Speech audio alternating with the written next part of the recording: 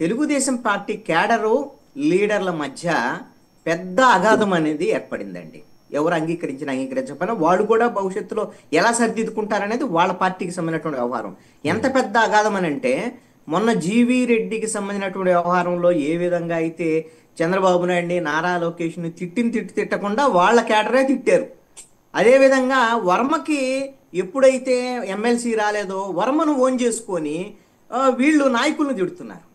ఇప్పుడు వర్మకి ఏం సమస్య లేదు. వర్మ ఏమి ఇప్పుడు కూడా ఇప్పుడు నాగేంద్ర బాబు మాట్లాడిన దాని మీద అందరూ ఏమంటున్నారు, వర్మ గురించే మాట్లాడారని అంటున్నారు. ఇప్పుడు వర్మకి లేని సమస్య, వర్మ ఎక్కడ ప్రెస్ మీట్ పెట్టాడా? నా గురించి ఎందుకు మాట్లాడతారని మీరు, నేను కూడా పనిచేశాను నా వల్ల గెలిచారని ఏమన్నా వర్మ అంటున్నాడా? వర్మకు లేని సమస్య వైసీపీ వాళ్ళకోలే తెలుగుదేశం కేడర్కు ఎందుకు, కేడర్కి వాళ్ళు మాత్రం ఆ విధంగా ఓన్ చేసుకొని ఇప్పుడు మాట్లాడుతున్నారు. ఎందుకు అని అంటే ఇక్కడ తెలుగుదేశం కేడర్కు ఉండేటువంటి అసంతృప్తి, స్వతహాగా వాళ్ళలో ఉండేటువంటి అసంతృప్తిని ఈ విధంగా వర్మ రూపంలోను, జీవీ రెడ్డి రూపంలోను, ఇతర రూపంలో దాన్ని ఓన్ చేసుకొని నాయకత్వాన్ని తిట్టేటువంటి ధోరణి పెరిగిపోతుంది.